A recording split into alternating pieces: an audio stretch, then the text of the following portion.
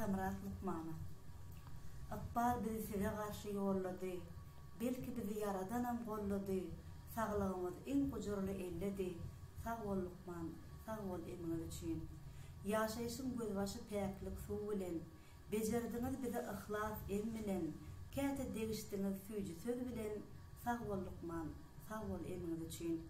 Ençeme kötülü yollardan geçip, geceler çırmetmeyen uykudan geçip, insan sağlığına ak yollar açıp, sağ ol Lukman, sağ ol eminiz için. Mehrem insanlara duşurup bizi, dostluğun ettiniz yatlap geçmişi, ne sağlayan adamdan yağtırlı yüzü, sağ ol Lukman, sağ ol eminiz için. Türkmen'de siz deyin insan köp bolsun, arskalınız Allah'dan yaş uzak bolsun, alayım alkışlan hüvru köp bolsun, sağ ol Lukman, sağ ol eminiz için.